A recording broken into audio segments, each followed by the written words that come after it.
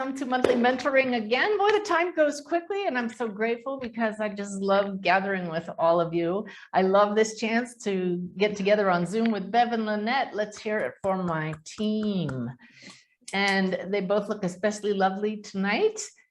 And we have an announcement to make. She doesn't want me to say this, but happy birthday to Bev. Yay! Say something, Bev. Thank you.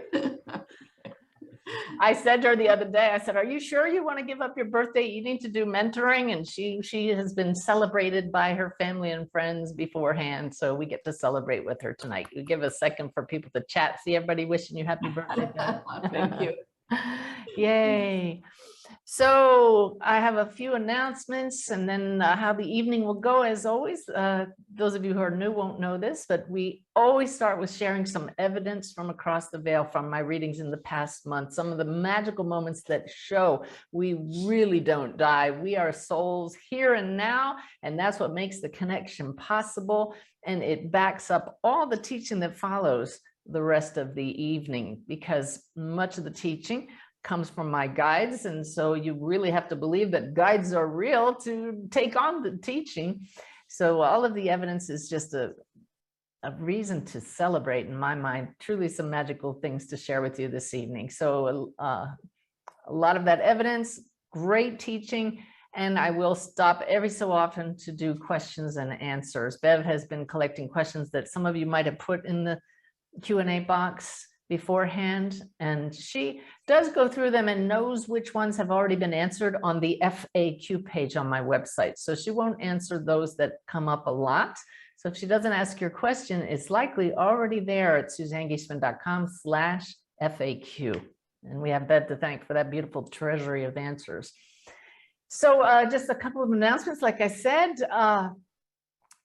August 29th, it is August now. So at the end of the month, I'm going to be channeling Sanaya live on Zoom. Just like this, I'll go into a deeper state and turn the event over to Sanaya, and it will be everybody's opportunity to experience that energy live. It will ultimately be put online for anybody, but for those of you who want to join me live, we're doing this 100% to raise funds for care camps. That's a camp that allows children with cancer to attend free of charge. And it's one of the few times during their sickness that they're allowed to feel like kids, and nobody talks about being ill, and they just have fun. It's just a beautiful, beautiful charity to support. And I'm happy to say that after our first announcement, we've already made $10,000 thanks to those of you who have already contributed, but that's only half of the goal I set. I know we can get at least 20,000, if not more. I'm going for more, but we'll announce it a couple more times over the next month because it's a great event to tune in and hear Sanaya, to be in that energy live, but really nice that 100% of everybody who registers, and you get to choose what you pay to register, will go towards care camps. Can't wait for that. I want to announce that I have a brand new HemiSync CD that came out in the last couple of weeks. It's all about getting to know our true nature. It's part of our Getting to Know Your True Nature series. It's the second one, and this one is called You Beyond Your Story.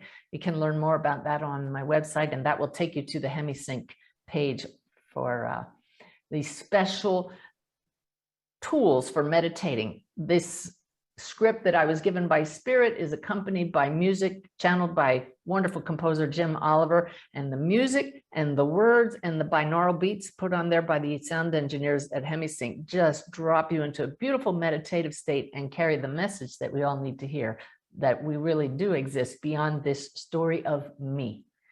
So I hope you'll check that out. Let's see, anything else?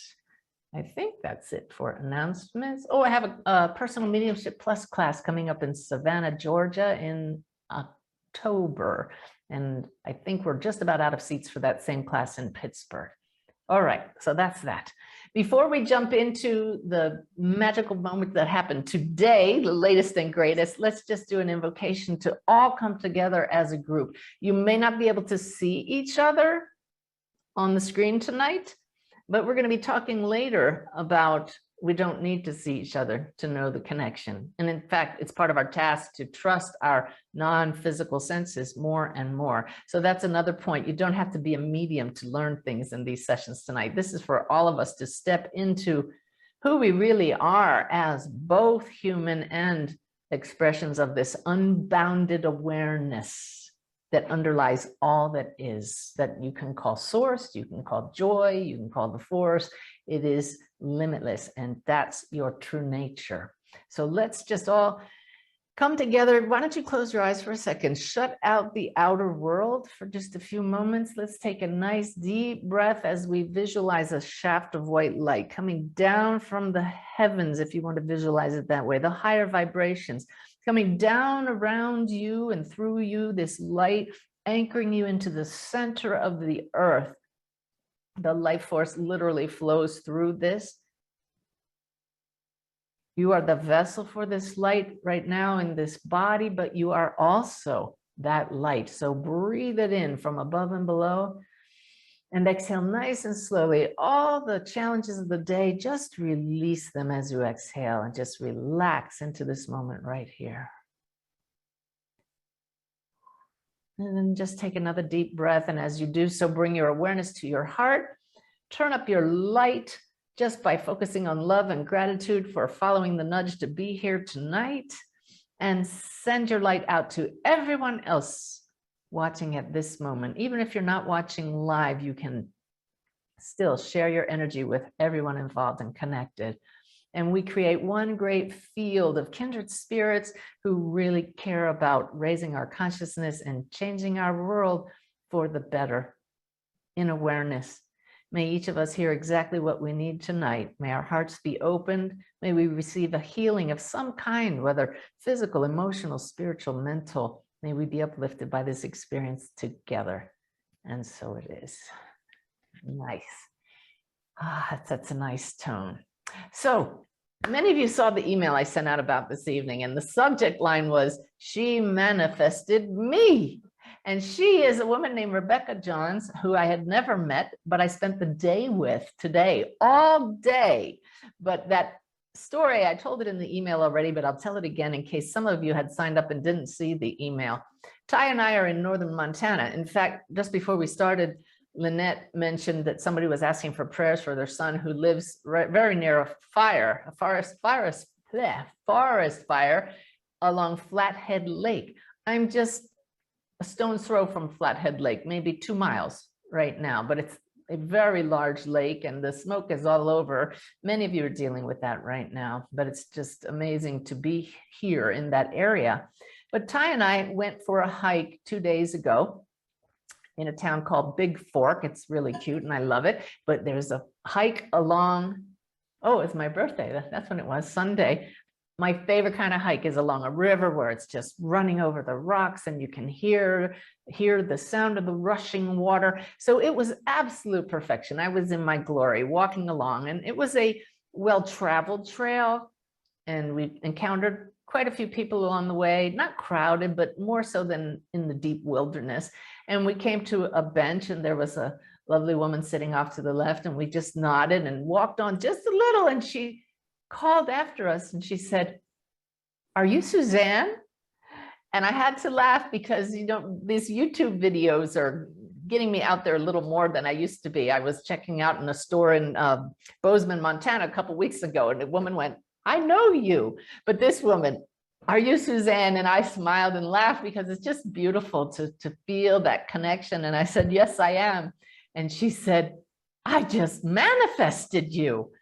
And now that's a little out of the ordinary. I said, "What do you mean?" And she said she had literally been sitting there in that moment, thinking about the different metaphysical teachers whose work she follows. And I had come into her awareness just a minute before I walked right in her path, literally. It was just a stunning moment. And one of those where the two of us celebrated, because I know how it works. She knows how it works. We're all spirit in expression. And So when we manifest something, is it us doing it at this level, or is it spirit seeing two converging aspects of itself and saying, this is going to be good, this is so much fun? And the answer is yes, both. At the individual level, our thoughts create what we're experiencing and what comes down the path.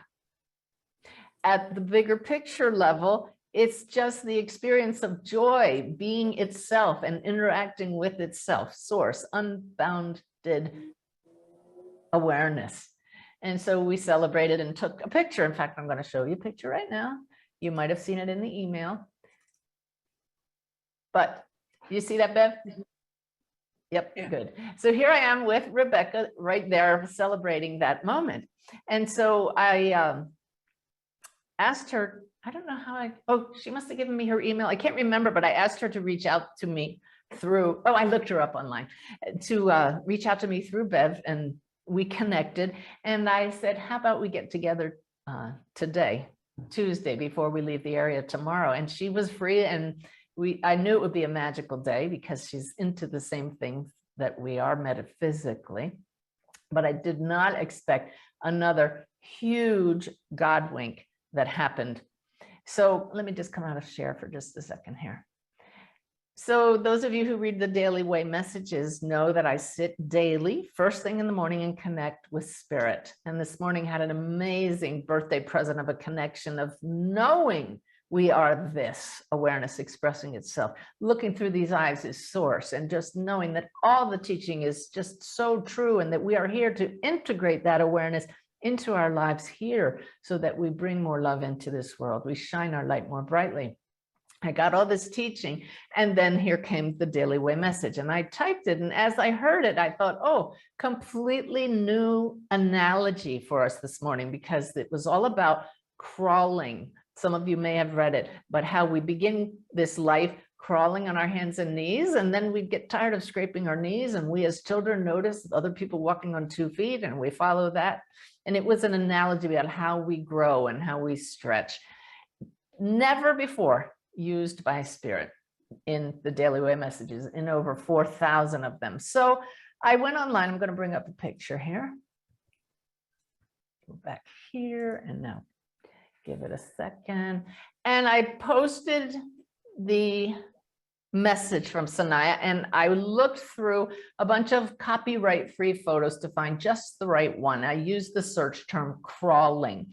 This is a sampling of some of the pictures I almost chose. So you can see every one of them had a beautiful little baby crawling. And I ultimately settled on this one. If you saw today's post on Facebook or on the Daily Way message that went out, that's the photo that I used.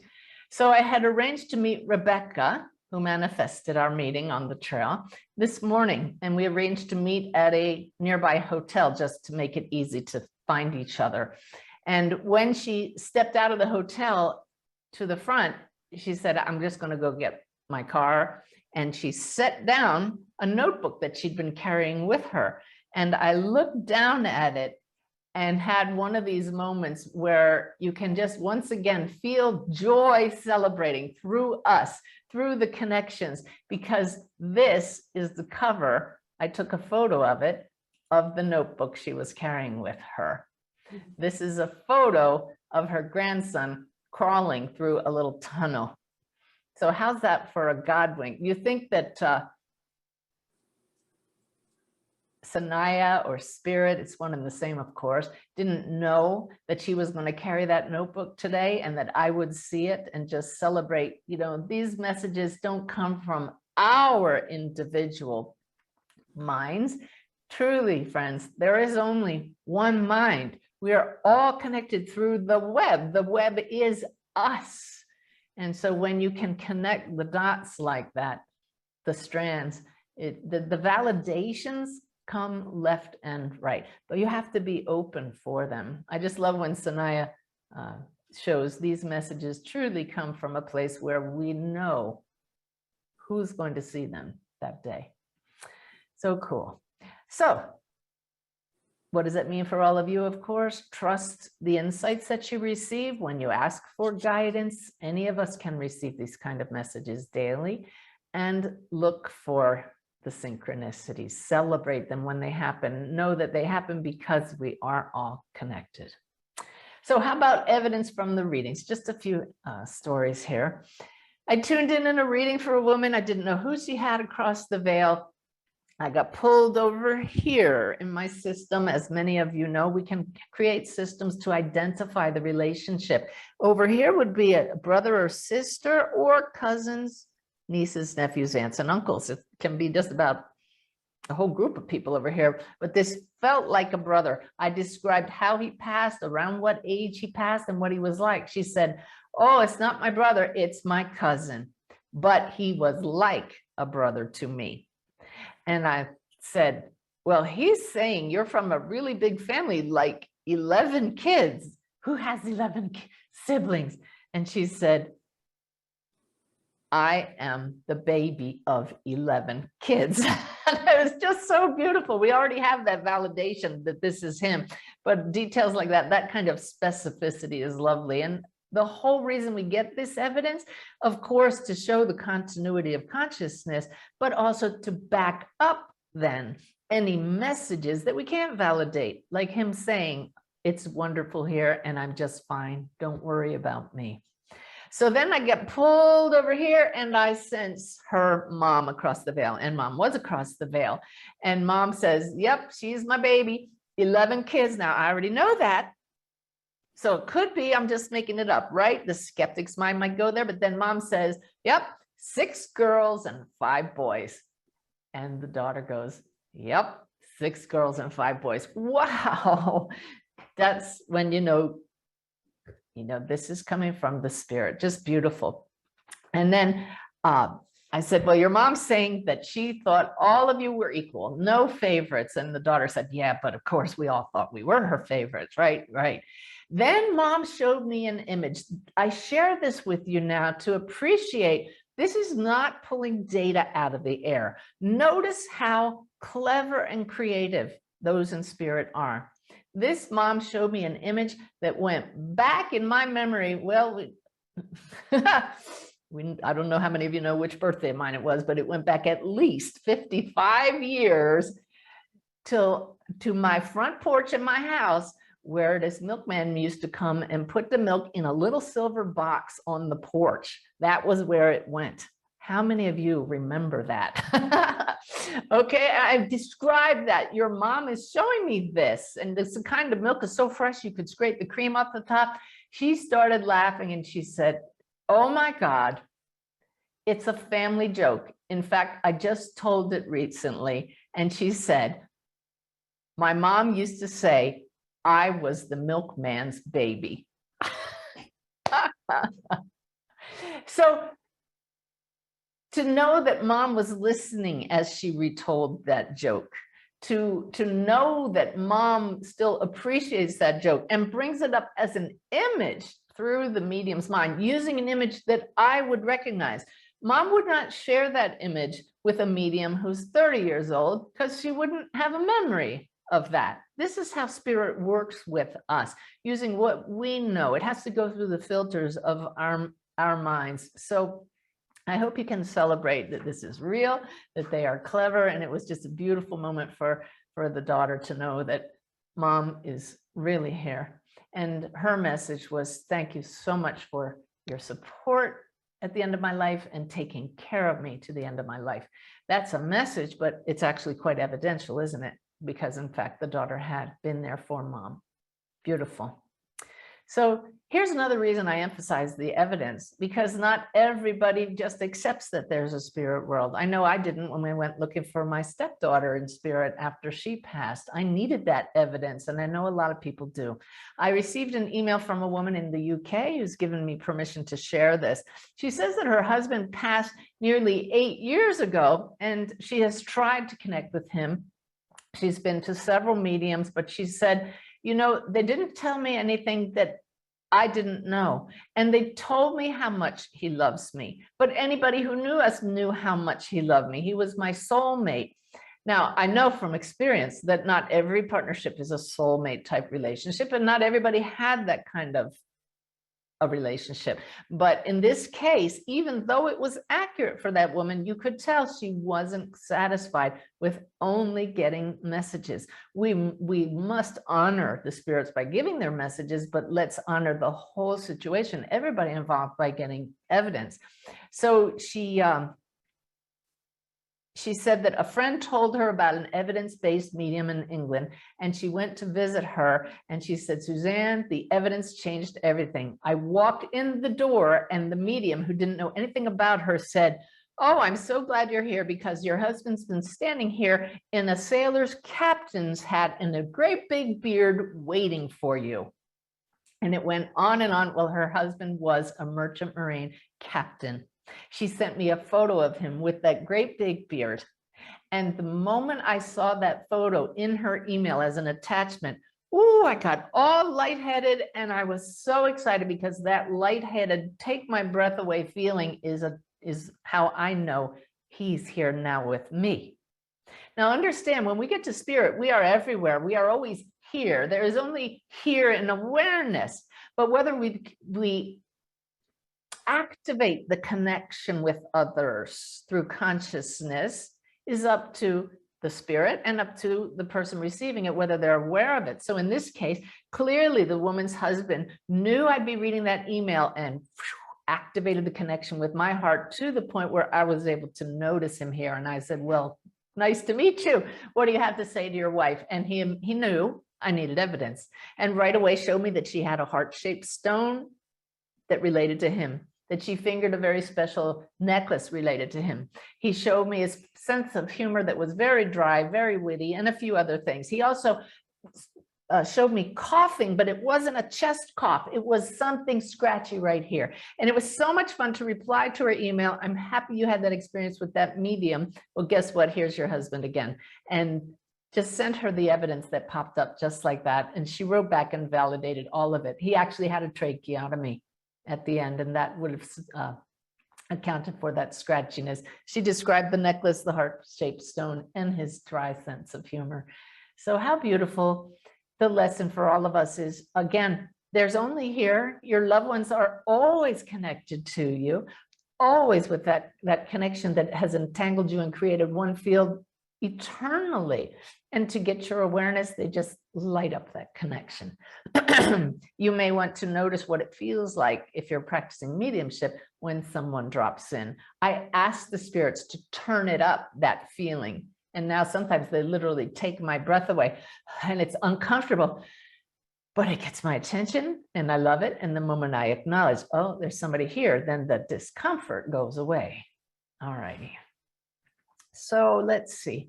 Bev, I think let's pause for a minute here, 20 minutes in, and answer a question or two. All right. Okay, we have 45 questions at the moment. I don't think we'll get to all of them. Okay. And I had here. Okay, this is anonymous. Do souls in the afterlife develop relationships and intimacy with each other, even if they have a soulmate still in the physical realm? And the answer is yes, but not in the form that you would understand in the physical world. Intimacy is a most excellent word. What does intimacy mean? No barriers. The walls are down. It's all there. Your connection is so clear. And so we develop an intimacy instantly with other souls across the veil, especially when the energy field that we have developed to that point, both in physical form and without the body, is in harmony with the other souls we meet. Instant connection. Thank you. Olivia asks, can the spirits of our departed pets send us snags just as human spirits do? Okay. Yes, because underneath the spirit of all that is the one spirit, which is incredibly intelligent and will do snags that make sense for the level of a dog, so that you will relate it to the dog or the cat or whatever it is, that is something my pet would have done. So you'll see intelligence behind the way you're snagged. And it, of course, is coming from that pet, but who is the pet? But an emanation of awareness, just as you are, one mind, all linked together. Okay, I'm going to move on, Beth. We'll take more questions as we go along. So last month I began a reading for a man. We're going to call him John here. When Lynette sets up my readings, she just puts a note in my calendar and she puts their email address so that I can send them the recording later and their phone number in case Zoom doesn't work. And so this man was in the UK, in England, and I noticed his email address was his full name, just as I'm going into the reading. And I thought, oh, I know that name. How do I know this guy? Maybe he was a student of mine. I'm not quite sure. So I began the reading, and he was a very jovial gentleman, a bit older. And I tuned in and I sensed a partner across the veil, a woman who would have been his wife. I described a few things and I said the name Mary. That must have thrown him off because it turns out he does have a partner across the veil, but her name is not Mary.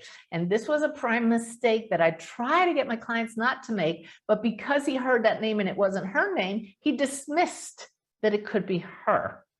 Well, as I could have stayed with her and gotten more information from her, but I got pulled over here right away for his grandmother, who came through with nice evidence. He says, oh, that's my grandmother. I got pulled over here. Here's her husband, grandfather over here. Next thing you know, I'm back over here and here's his mother. Then I get back over here and here's his father. This is like Whoopi Goldberg in Ghost, right? With the whole family standing behind her. And everybody's like, I want to talk to John. No, I want to talk to John. And mom's given evidence. She said, he's John. No, he's Johnny, but his dad is John. Yes, that's who they were. They described how they passed, great evidence, and then they got on to their messages. And the messages were kind of deep, showing how they really didn't understand him when they were here. I can't quite remember what the messages were now, but they were important messages of how they had seen things differently since they passed and related it to how they saw things then when they were here and how they related to him. One of the most amazing bits of evidence from mom was, I said, John, I hear air raid sirens, and I know just by the feeling of this that your mother's town was actually bombed in World War II. And he said, yes, when I was a child, those air raid sirens went off and we were bombed.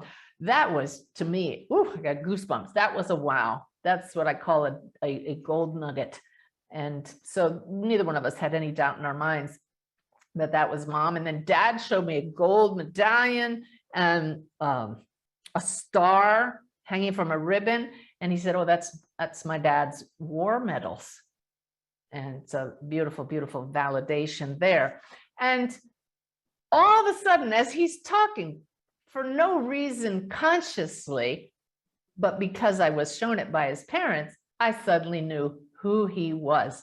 He had been a student of mine, but he's actually a famous musician from the Beatles era in England. I'm embarrassed, but I didn't follow his band. I didn't know his music real well, but I remembered he's been communicating with Lynette for quite some time, and that's why I recognized the name. But what's really cool is I was glad I didn't know that, because I would have then remembered he had a wife across the veil. But then I said, you do have a wife. Let's see. I know that was her. Let's get her again. She came in and then gave us beautiful validation. And I said, now your wife's showing me you've written a song for her and you play it on your guitar. And he says, yes, it's not very good. It's not finished yet, but I have. Well, it turns out that was another beautiful validation. Skeptics might say, well, you remembered he's a famous musician. Of course you'd think that, but it shows I didn't know who he was, because it turns out he wasn't known for guitar playing. He's a drummer and he's really known for his drumming. So this shows how our own filters can get in the way. And when the more we're kept in the dark, especially beforehand, the better it is, because his wife was able to acknowledge him writing that song on the guitar. If I had known he was a drummer, I might never have gone to guitar. This is so important to acknowledge how our stories can get in the way. What was really cool about that, and he sent me the song afterwards so I could hear it. It was very nice. He said, I have had readings before, and I've heard from my wife several times, but I've heard very little from my parents. And what they shared today was something I really needed to hear. So the whole thing with hearing the name Mary in the beginning might feel like a mistake, might feel like an error. It pulled us over to grandmother on the side and let her talk. If I had accurately gotten her name, my blinders, my desire for him to hear from his wife might have kept me completely stuck in wife the whole time, to the exclusion of mom and dad and the grandparents who had important messages and evidence. So notice how it is a dance with spirit, and the more we can get out of the way and let who needs to talk do the talking in their own way, the more magical connections happen. Beautiful. Let's see. How about an example of the web at work? Oh my gosh. So you think it's a coincidence that we ran into Rebecca on the trail. What is a coincidence but spirit seeing the convergence of two aspects of itself? I was doing a reading. We were in Bozeman, Montana at a campground just about 3 weeks ago. In fact, Ty was writing about it in his blog last night. I said, Ty, don't publish your blog today. I want to share this tonight for the first time. And so he held off because I'm doing a reading and he decided to go for a walk outside the campground. The campground is 7 miles outside the main town. It's on these backcountry roads, but right near an on-ramp to the main highway that runs through that area. And so afterwards, I'm checking my email, and here's an email from a woman who is currently on active duty in the Air Force. She's a lieutenant colonel, flight engineer who works at the Pentagon, assigned to the Pentagon, yet highly metaphysical, highly in tune, talks to spirit. When I read her emails, she'd reached out to me a few times saying, hey, I like your work. I understand where you're coming from with your military background. My first thought was, where were people like her when I was stationed at the Pentagon? Times are changing and it's a wonderful thing. Well, after this reading, I look at my email. Her name is Jennifer, and here's an email from Jennifer. I hadn't heard from her in months and months and months.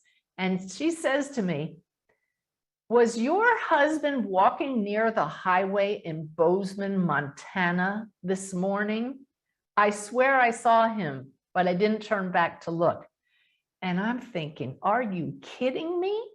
How could this be? But it has to be. And what is somebody from the Pentagon doing in this country road in Bozeman, Montana? I wrote back and I said, yes, he was. What are you doing here? She said, we're on leave. My husband and I are going to Yellowstone, and we're staying at this little camping spot out in the countryside. And we were headed for the highway and getting on. And I turned around and said, I think that's Ty.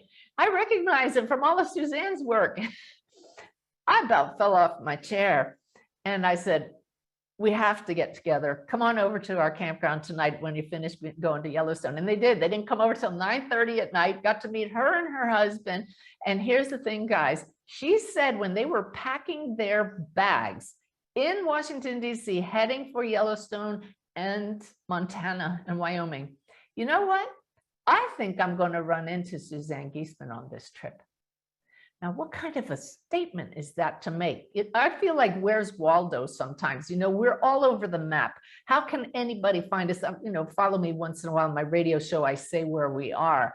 But for her to, the timing, it's because this reality is like a virtual reality, my friends. And it's just so beautiful when we see the web at work. And we made a lovely connection, and she's highly intuitive, and I'll be seeing her at my class in Park City in 2 weeks. She's flying back out just to take the class. So I think that was a setup from spirit. She needs to go to that class and really open up, because clearly she tuned into that one just right, knowing she would not just cross paths with Ty, but end up sitting in our bus, enjoying some snacks together. Beautiful. How about a couple more questions, Bev? Oh, wait, before, as you look for a question. So the teaching point, of course, from all of that, besides the fact that we're part of one big web, is trusting your intuition, trusting those nudges, not saying, well, that's just crazy. She knew, and it happened. All right, Bev, questions? Megan asks, do we have full remembrance of what is going on here on Earth once we cross over, or does it take time? That's a bit of a confusing question, because we have full remembrance of what happened in our life, but we don't have remembrance of what's going on currently, because we have full participation in it if we choose.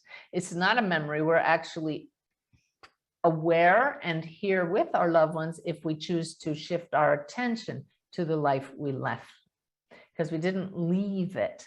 So yes, we remember all our loved ones, we remember everything that happened, we see a life review, and we can resurrect any memories at any time. Let me couch everything I'm saying with something Rebecca and I talked about today over lunch, that everything I'm sharing with you is my current understanding from what the guides have told me and what I'm tapping into as you asked your questions. I'm trying really hard not to do this thing that I always do, where I listen to my guides, because I was told integrate it more, just be one with the answers. So the answer is yes to remembrance and yes to being part of it now. Okay. Sherry asks, how do we know if the events that happen to us are part of our pre-birth planning or a free will decision? And the answer to that is, does it matter? And it doesn't matter. What matters is that you make the most of every choice, and that when growth occurs from it, whether it occurs from the challenges or whether it occurs from the things to just flow, then you know whether or not your choices are in alignment with your true nature when life flows. If you're continually hitting a wall, then you're not flowing with life. It could very well be because you're not on your soul's path and you're being gently nudged to get back on. It could be that you're hitting a wall because you're making choices that aren't in alignment.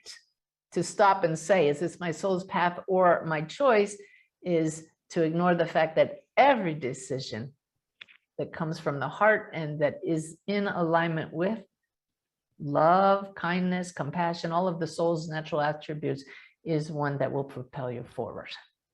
Okay. All right. Thanks, Bev. We'll just move on a bit now. Every time I send out a monthly mentoring email, there's a list of certain things we'll cover. And one of them is to talk about code words. Whether or not you're going to be a medium, you might be on the receiving end of a reading. So I hope this topic will be of interest to you. I'll try to come from both angles, but I've often cautioned my clients, my sitters, please don't be stuck on hearing one specific thing from your loved one that will prove to you it's them. That's really hard when a medium knows somebody wants to get a password, a secret word, a code word, because our human nature is to try. And the best we can do is to simply receive what spirit is able to get through the filters of our awareness. However, from a sitter's point of view, if you and a loved one who's going to pass know there's a spirit world and want to have some fun, well, it's great fun to say, if you ever come to me through a medium, have a code word. So I don't want to block people from having code words. I just want to tell you that if you get solely focused on that, I like that word solely, focused on that during your reading, you may not hear all the other magical things that come through. And your particular code word is encoded as frequency. It's information that has to be picked up by the medium. So they may not be able to tune into that specific frequency. It doesn't mean the reading's a failure, but it will be a failure for you if you don't hear anything else, because all you want to hear is that code word. So there's the two sides of the coin. Have one, but not to the exclusion of celebrating what they are able to get through. The reason I brought this up is because my wonderful friend Britta, who happens to be Bev's niece, did not know she was going to be a medium. She was in the corporate world, and she came to one of my presentations and then went to a few others and just was so enthralled with mediumship. She went down the path. She'd never even had a reading, and now she is a fabulous medium. She's living in Switzerland, and she called me and she said, Suzanne, I had an experience with a code word. Have you had any experiences with that? And I have. I'll share those with you in a moment. But she said, my sitter actually said, I'm hoping to hear a code word from my friend who passed. Britta, to her credit, said exactly the kind of thing that I shared with you just now. Well, if we get it, okay, but I'm not going to try. That is the attitude I recommend for everybody. We let spirit flow with this. It's not what we want as the mediums, but remain open, listen for things. And in the middle of that reading, she said, what I'm getting is your code word. I'm being shown the alphabet and the letter B. It starts with a B, and it did. Her sitter was thrilled. They never got the actual word, but her sitter knew from the whole reading, feeling the essence of her friend who came through, that her friend was there and that she tried to get that B through. So Britta was thrilled, and I'm thrilled that she was not such a perfectionist that she was down on herself for not getting the whole word. So I hope that this gives you an example of how to just flow with how spirit shows up. My two beautiful code word examples I've shared before, but probably most of you haven't heard the whole story. Our dear friend Brenda Baker, who passed in 2018, yeah, who is now my mediumship, a guide across the veil. There she is. I hadn't felt her all evening. She knew she was going to pass, and in the week before she passed, several very close friends gathered in an Airbnb that they called the Heart House. And about 10 of them, I think, I'm not exactly sure, wrote their own code word for Brenda on a piece of paper and put it in a little purple velvet bag. Did not tell Brenda what the code words were. Lynette, I can see you. Nod your head if I'm correct about this. And that's how it worked. Yeah. Okay. So she didn't know what the words were, but each of these 10 people very near and dear to Brenda's hearts put their word in that bag and gave it to Lynette. Well, I went to Brenda's celebration of life, her memorial service, and I'm sitting in the audience, and I didn't know what the code words were in that bag. And several of them came up during that service. I remember, and I didn't know they were code words at the time. That's what was so special to me. All of a sudden, she's playing Somewhere Over the Rainbow in my head, and rainbow was Lynette's code word. But what's really funny is we went to a meal to celebrate Brenda after that service, and we're sitting there with a bunch of friends. And I said, you know, they were showing pictures of all of us at the Heart House in the memorial service on the slideshow. And right when they were showing pictures of the Heart House group, Brenda held a popsicle up in front of my face. A popsicle. It wasn't that strange. And to my right is a friend named Lisa. And she went, she went like this. She was so dramatic. I turned to her and I said, well, when you breathe again, could you tell us why you're gasping for air? It was really funny. And then she said, popsicle is my code word. It's what I put in the bag. But that's good enough. Good job, Brenda, holding the popsicle up so I could see it.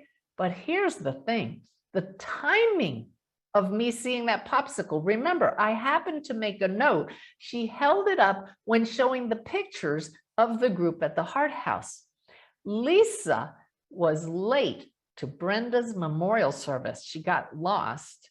She walked in the back just as those pictures were on the screen. Brenda holding up the popsicle right then, we know, was the teacher Brenda's acknowledgement, you're late. It is just so magical.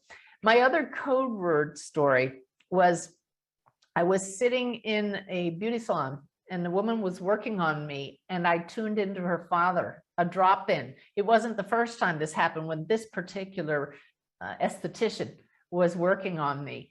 And I said, oh, your dad is here. I didn't know your dad passed. And she said, he hadn't passed last time you were here. He passed since I last saw you. And I said, oh, okay, so he's working on me. And I said, let's see what we can get from him. Well, he's showing me that he had cancer, that he was confined to a wheelchair, and you were taking care of him in your house. She said, yes, I was. I said, he must have been kind of sloppy, because he's showing me Kleenex thrown on the floor, and you have to walk around. They're all over the floor, and you have to walk around and pick up after him. She said, yes, that's my dad. Hi, Dad. She's going on work. And I said, you must have had a cat, because the cat's winding around your dad's legs, and he's kind of shushing her away, saying, that darn cat, showing personality. He's kind of grumpy, kind of gruff. She said, that's my dad. And we went on at the end. And I said, well, that was just beautiful to hear from your dad. She said, yeah, and he gave me my code word. I mean, just like that, like it was no big deal. I turned to her and I said, what? She said, yeah. And I said, you had a code word with your dad and it came through? She said, yeah. I said, what was it? She said, I said to him, Dad, I have this lady that comes to me for services, and you know, she brings through my people every once in a while. So if you're going to come through next time she sees me, talk about that darn cat. Oh my gosh. So can we all just celebrate how real our connection is across the veil? The biggest teaching point I can tell you from that is, look how that came about. I was as relaxed as could be. I'm leaning back in the chair. My eyes are closed. She's working on me. I'm not worried about proving anything. That is the biggest impediment to mediumship. Joy at God has nothing to prove to itself, but loves when we make these connections. So don't try to prove anything, even though I was taught at Arthur Findlay College Mediumship School, we're here to prove the continuity of consciousness. Let's get rid of the word prove and just say, show it. Spirit will show their presence in magical ways if we relax, enjoy the process, and get out of the way. And there's no better evidence of that than getting that code word that way. So I hope that's really good teaching for you. I just love how it works. There, let's do a couple questions. And you're muted. Okay, sorry. All right. Dina asks, can those who have died from an overdose, a drug overdose, have chosen drug alcohol addiction when they came to Earth? Was that to on purpose to reach higher consciousness? And do they need to heal and recharge before they could send us signs? Okay, so what is clear is that we do choose certain challenges, and I'm being shown that certain people have a propensity for addictive behaviors, and they know that going into specific bodies, that specific body types that they choose in some cases will be more prone to addiction. That they knowingly choose lives that are going to present certain challenges, but that it is a choice to go down a certain path once we're here. But once, for example, they may start using drugs, and then that propensity is going to kick in, causing them greater challenges. And so it definitely really will put them to the test in this lifetime. Let me see. So this is why I need you to ask one at a time, Bev. Then it's part 2 of that, and then there's a part 3. What's just part 2 again? No, do they need to heal from that? I remember. Right. Do they need to heal from that? I'm hearing no more so than healing from the challenge of being human. They say that all of us are walking wounded. We all face different challenges, and that all are met by love, and it is the most divine healing environment. And just like here, healing can take place in an instant or through various experiences and learning, because our learning continues as a soul. Okay, another question. Okay, Michelina asks, how long after a spirit enters the spirit realm can they connect with us? As long as it serves the greater good. Does a loved one here still need to hear from you, and will it help their growth? Just because we have a need, I would love, oh, good one. Oh, see, I can't help but listen and they talk. Ah, good one, good one. Let me, haha, I have to write this down. Okay, so I can answer the question I'm on. Okay, so how long, and does it help them to maintain the connection with loved ones here? It goes both ways, but always the overarching answer is, does it serve the greater good? There is no time limit. I've brought through spirits who've been gone for 50 years. I brought through someone who was a Civil War participant. And so it's, just remember, everybody, it is spirit arising moment by moment and playing these roles that you and I are playing. You are spirit playing the role of you for the experience of it. I know this is hard for some people to wrap their heads around, and if you do or don't, just shine your light. That's the bottom line. But what occurred to me there is, when I said, you know, if your loved one needs you, they'll show up, but not necessarily according to our needs. I would love to hear from my mother more often. I felt her 2 days ago on my birthday because it was her birthday too. And that's always been a special day for us.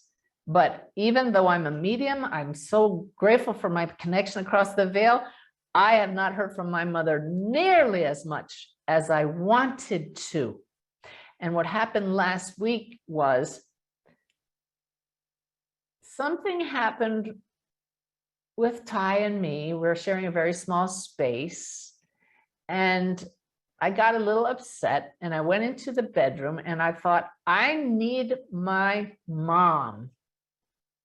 Why don't I feel her? And I suddenly realized I didn't need my mother.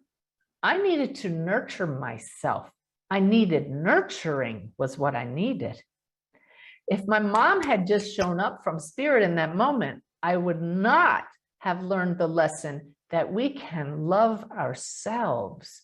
I have this process. Some of you who've been doing the mentoring with me for a long time may have learned it with me, the no fault method. And Bev will put up the link to the mentoring session in which I went through that in great detail. But the end steps of that process are how to love ourselves and treat ourselves lovingly. And so in that moment, realizing, yeah, it'd be nice to talk to my mom, but I didn't need her in that moment. I needed to love myself. I literally stood in the bedroom doing something that so few of us do. I put my hands like this and I said, you are safe. Talking to the story of me, you are loved. It's okay.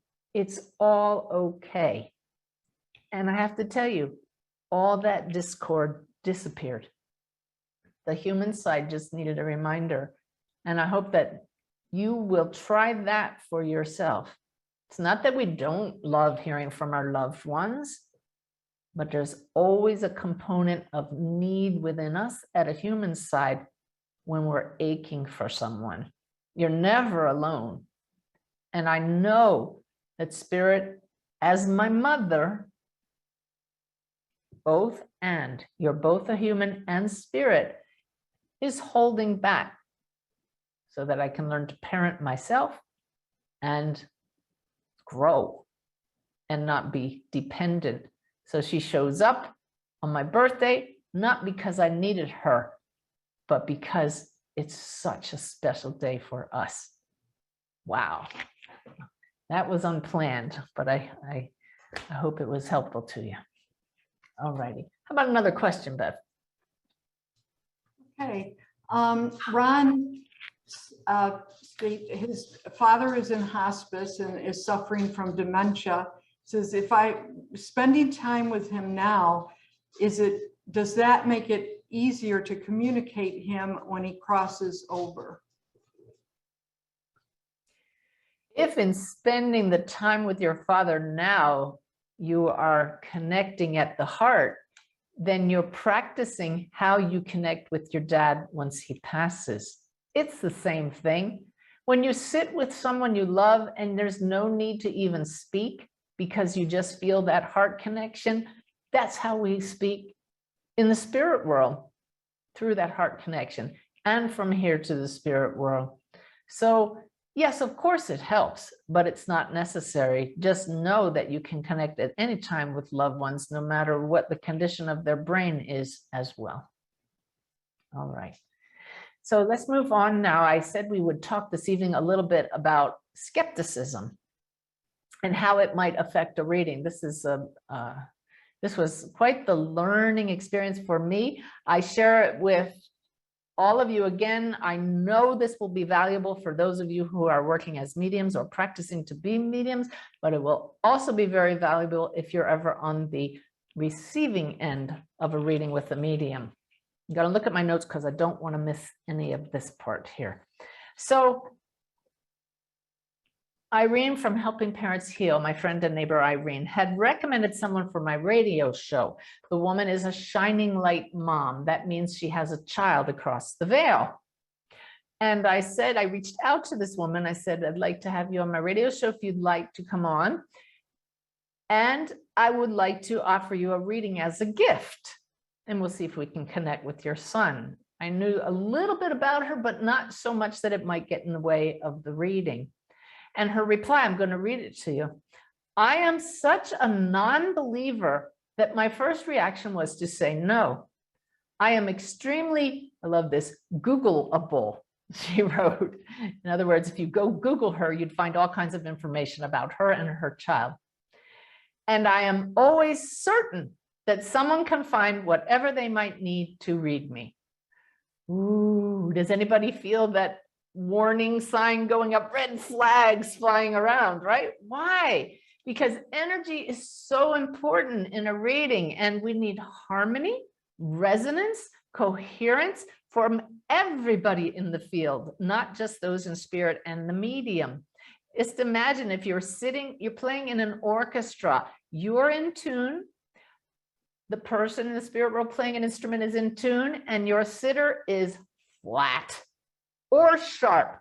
What is that going to do to the song? The whole thing's going to be out of tune. I hope that analogy makes sense to you.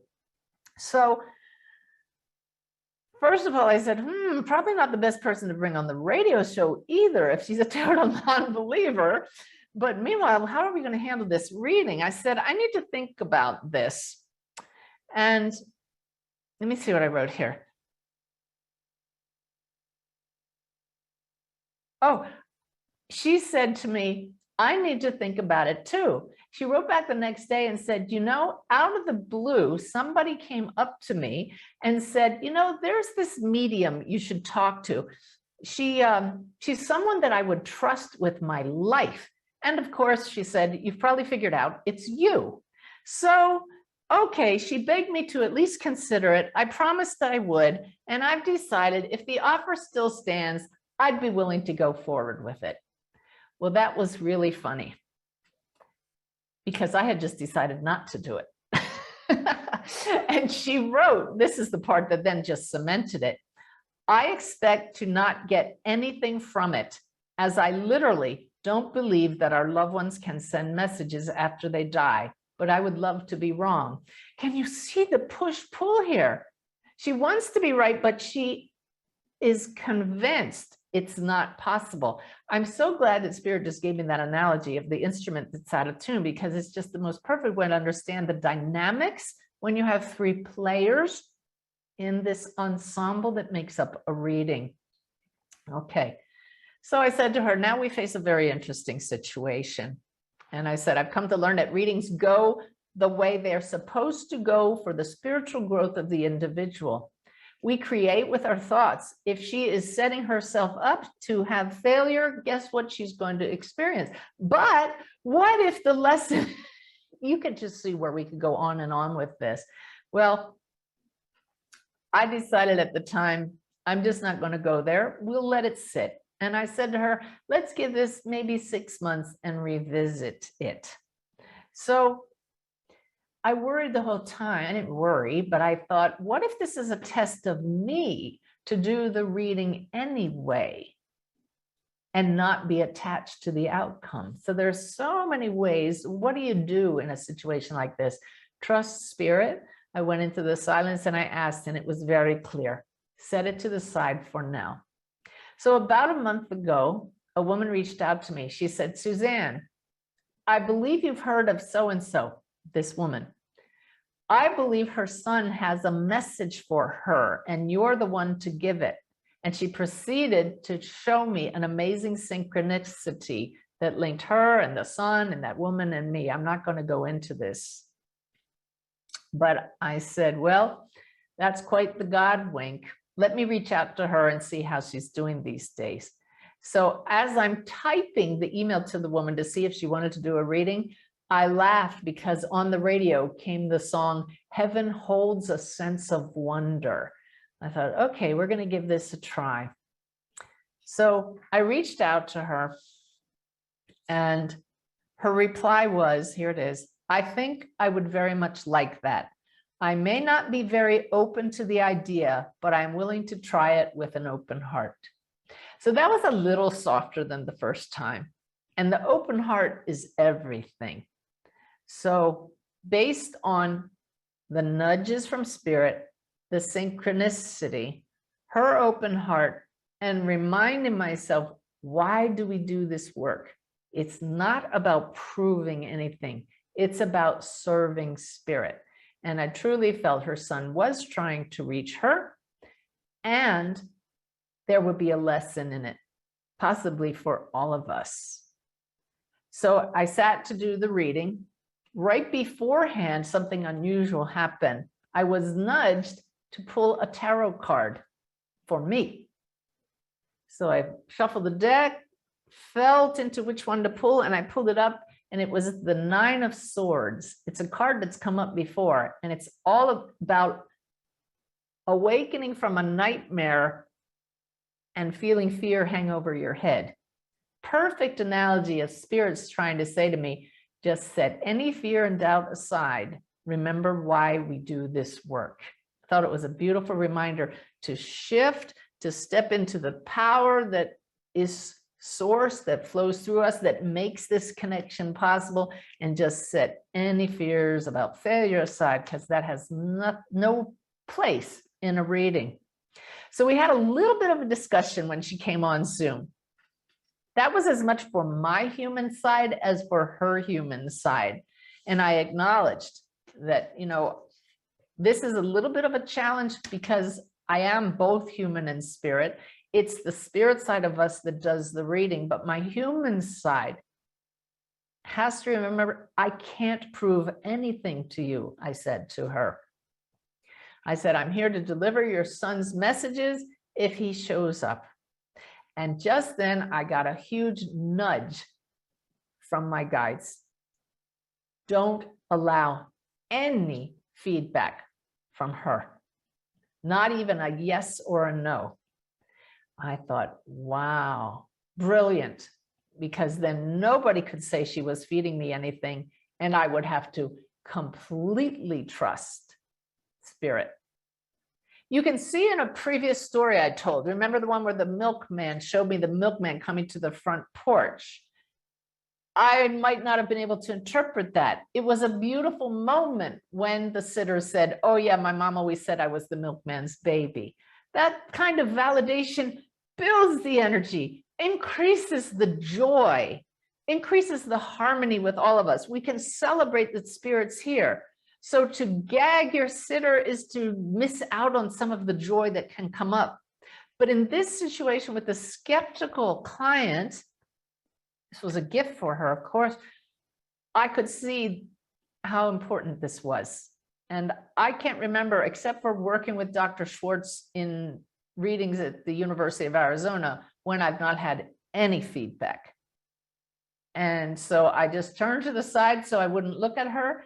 And I said, here's your son. This is his personality. He's showing me this. He's showing me that. And there was one point about halfway through where I turned and I said, is this making sense? Does this resonate with you? And she smiled nicely and she said, some of it. And I said, good. And I just went right back, and for 45 minutes straight, just boom, he's showing me this, he says this is how it feels, these are his messages for you, a beautiful mix of evidence and messages. And the challenge, I'll share it with all of you, the challenge is not to judge what's coming out of the mouth as the medium, not to try to grade everything, not to try to feel how it must sound to her. Oh, that would sound generic. Oh, I wonder if that resonates. No, get that out of your mind and just be that mouthpiece for the spirit who's coming through. In other words, trust the spirit. So her comments at the end when I finished from her, I would call them very vanilla. She was not over enthusiastic, but she was not dismissive either. She was very pleasant throughout.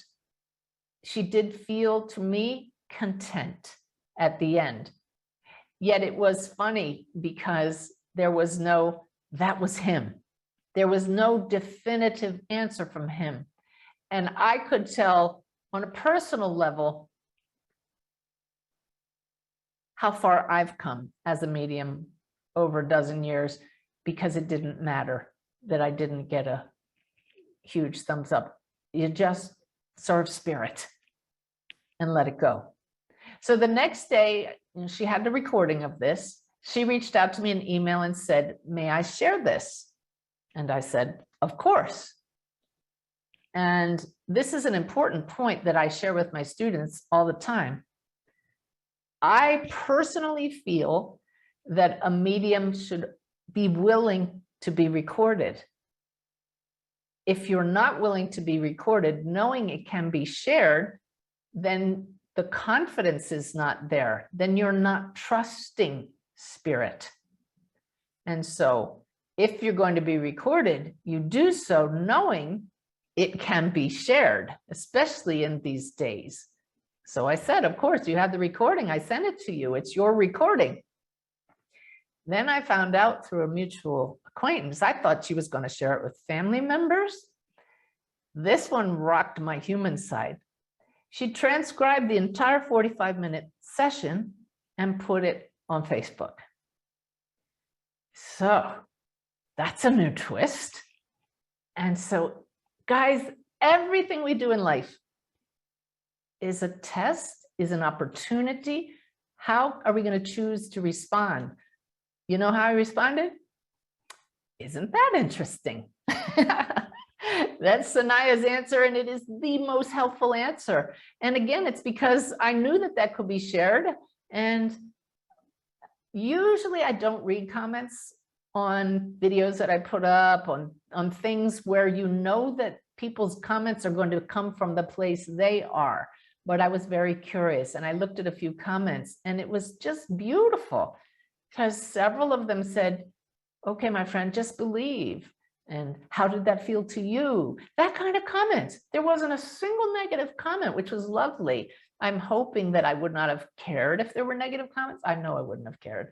It's just, this is the goal, isn't it? To get to that place where you just know that you do your best. I hope you all will just know that you do your best. You come from the heart. Your goal is to serve spirit. And if it's received in that spirit, wonderful. If it's not, then who is the lesson for?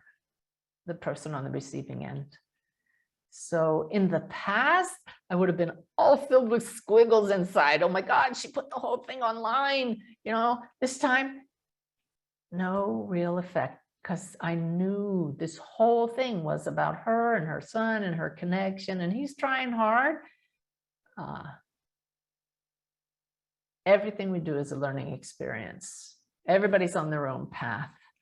And you hopefully will see your own evolution. And I hope that my challenges help you avoid some of those yourself. Okay, so trust spirit and do your best. Huge lesson. Skepticism, if you're a sitter, work on that. Trust, believe. Is it helpful what you heard? That's the goal. How about a few questions, Bev?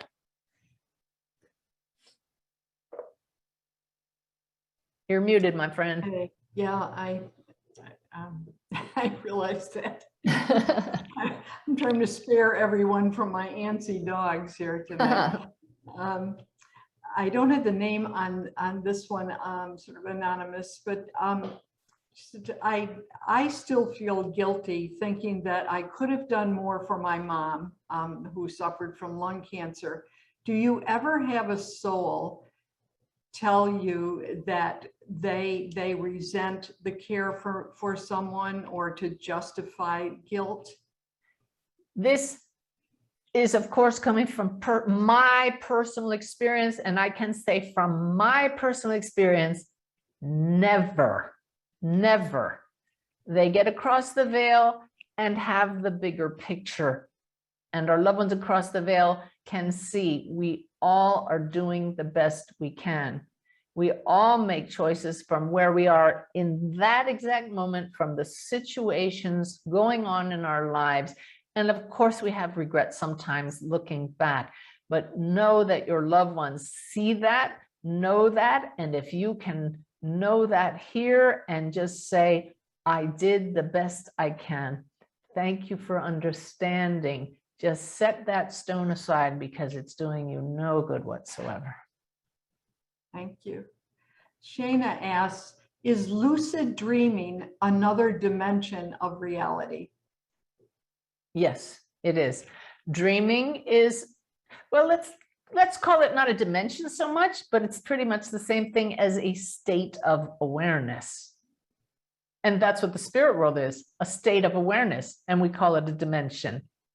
So dreaming is a state of awareness, and lucid dreaming is one somewhere in between the dream state and what we call normal human waking consciousness. So that's a state of awareness. So if you want to call that a dimension, okay, but let's call it state of awareness. And yes, it is separate from dreaming and this state. Thank you. Okay. This is also related to dreaming. Can you explain the difference between a visitation and a dream? Yes. A dream is a state of awareness in which your subconscious mind is sorting through the thoughts and the patterns of thinking that are swirling around in your energy field. A visitation is when another loved one's energy field merges with you in the dream state and communicates with you through that dream. It has a solidity to it, a density that absolutely feels different than your normal dreams, and like dreams that just disappear so quickly when you wake up that you can't hold on to them, these visits stay with you because they are more dense vibrationally. Okay, we're going to move on, Bev. Hang on to those next questions. Okay. All right, let's see.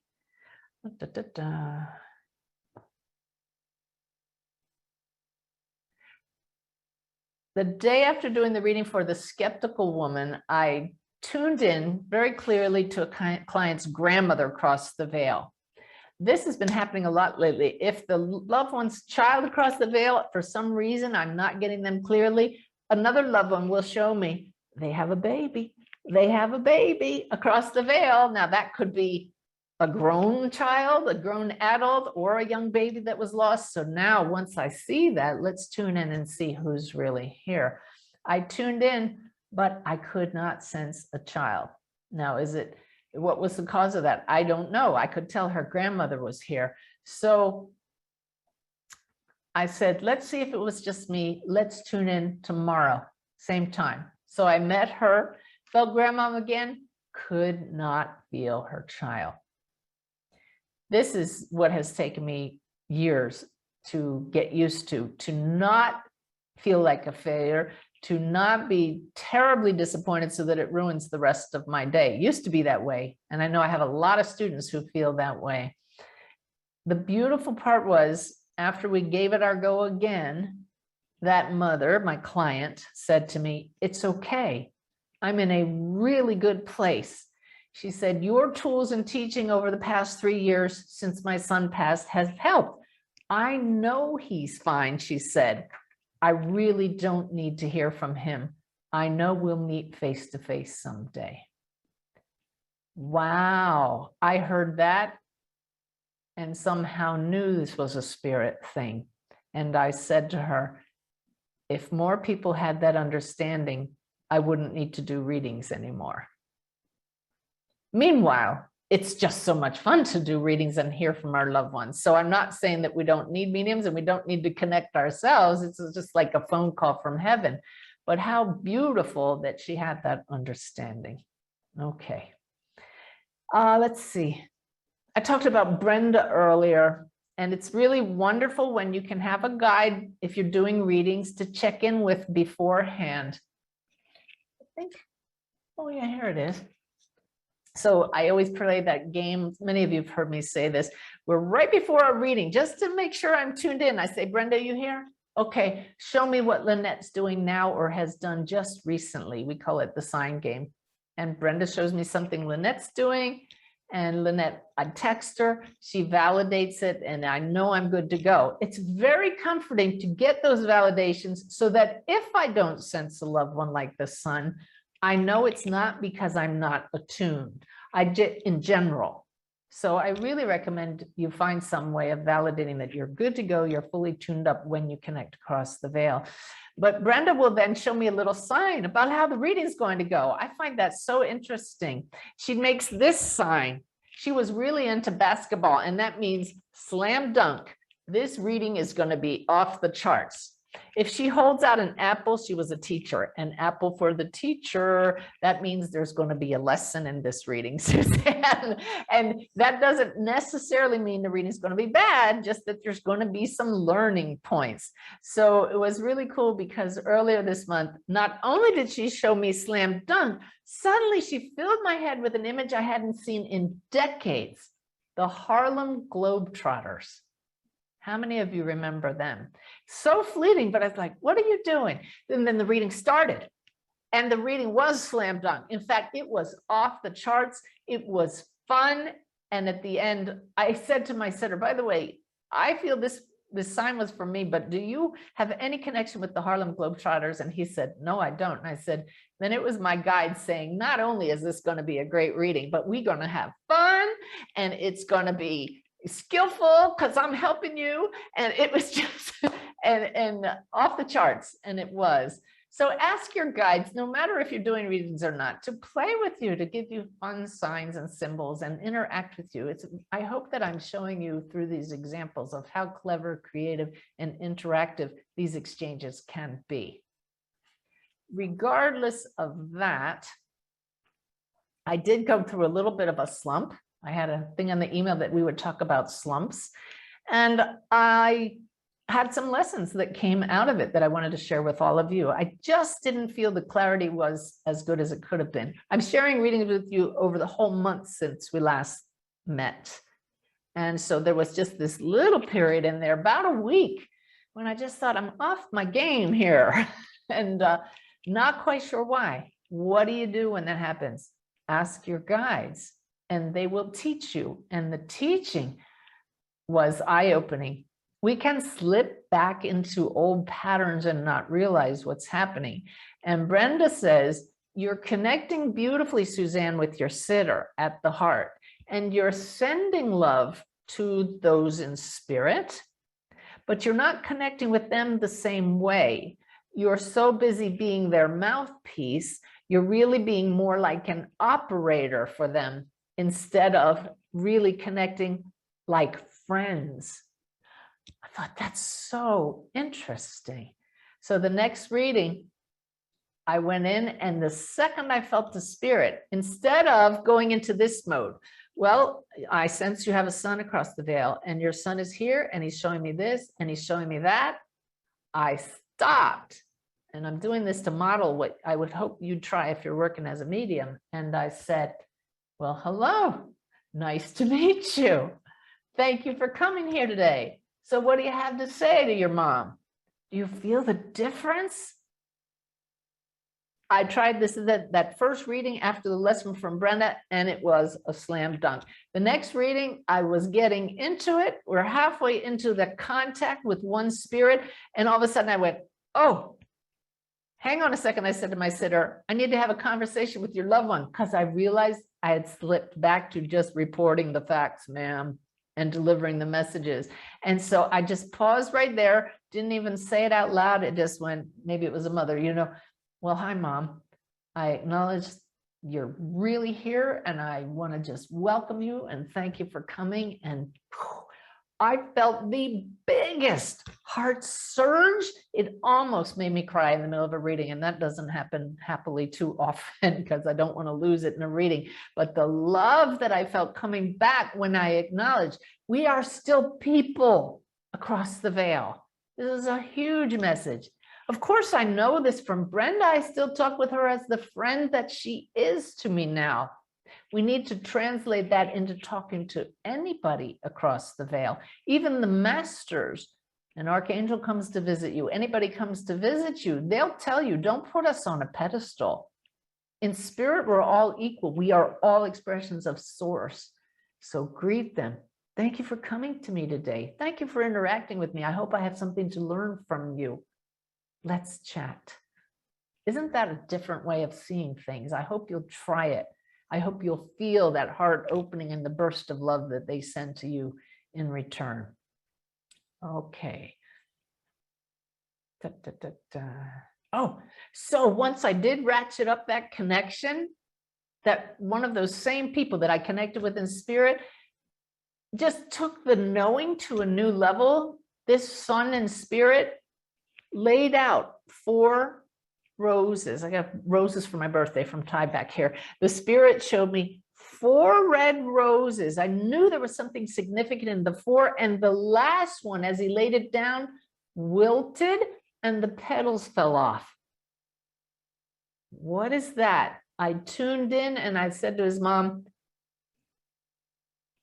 I always teach everybody, report objectively what you're sensing in case your interpretation is off.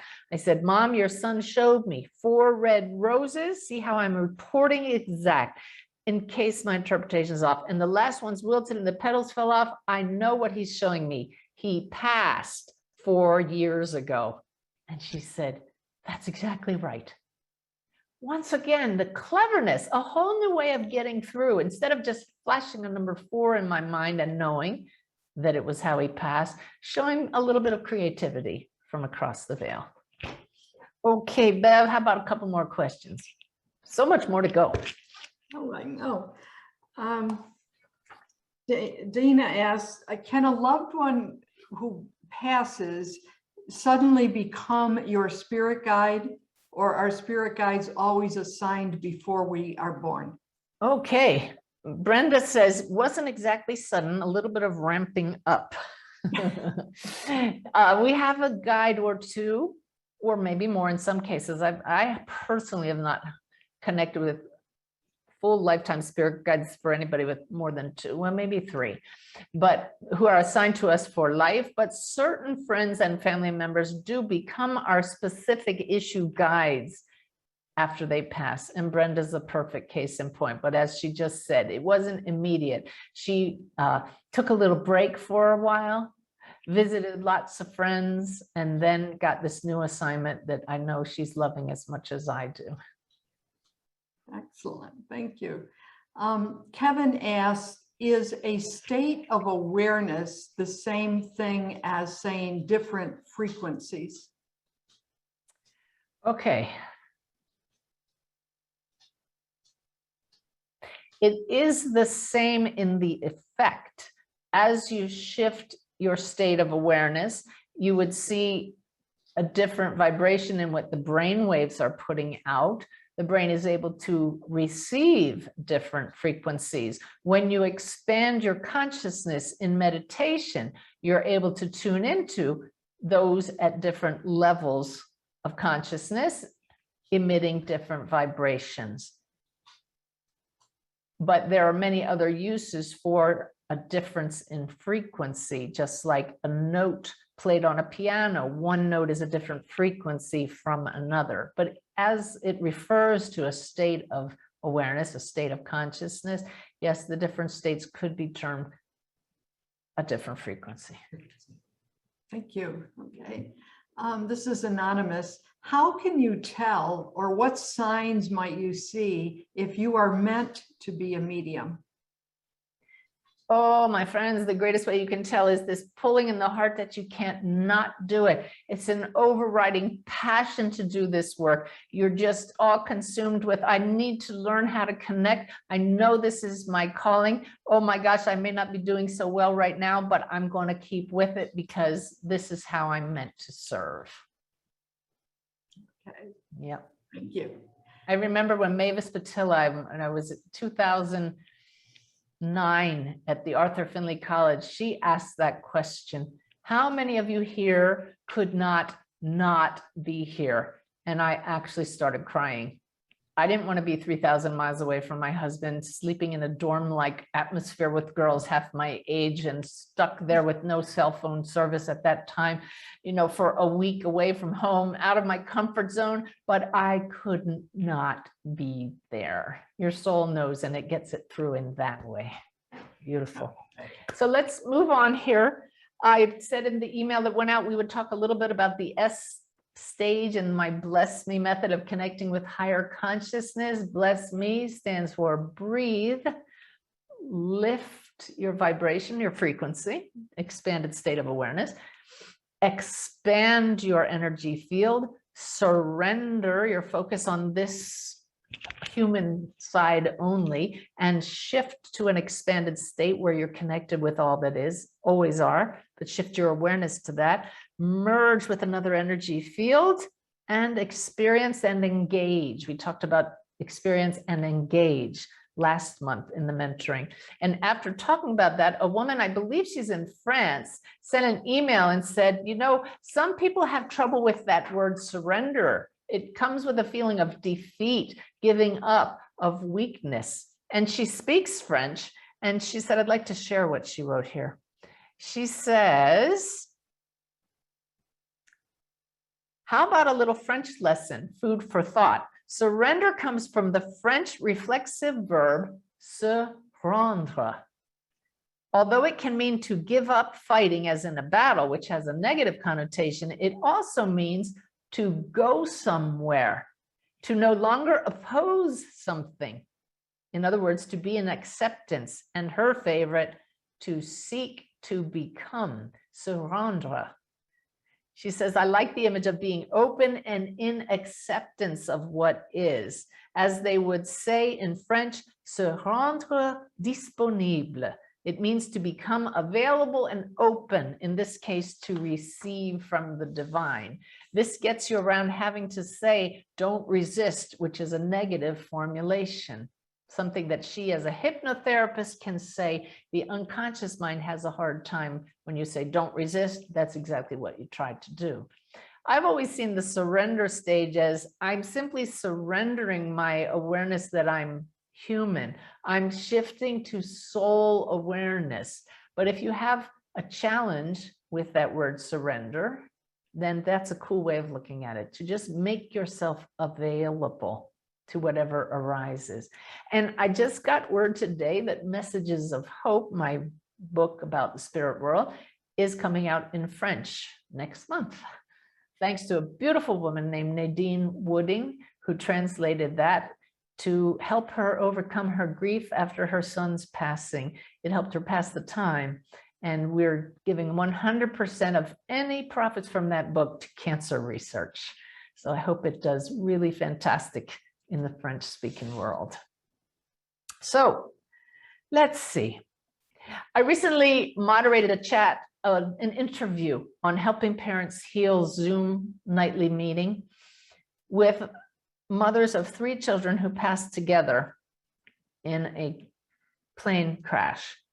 I was the moderator, and they shared their story and documentary they've been involved in. And I shared how one of their daughters showed up for me in front of me behind her mother's shoulder. It was a beautiful moment when I actually looked out and could sense her daughter standing right behind her shoulder. The next morning after that event that I moderated, I went into meditation. Always take questions to your guides straight to them. If you wonder why something happens to you or why it doesn't happen, take it to your guides. They're just waiting to be asked. So I went into meditation thinking about that story I'd shared the night before. And I said, Okay, my guides, Brenda, whoever else is here to help me, notice how you don't have to know exactly who it is. Why don't I have more experiences where I literally see the spirits standing there? That is such a rare occasion, yet it's so much easier to see them. And I'm going to read to you what Spirit said back, because I wrote it down at the time.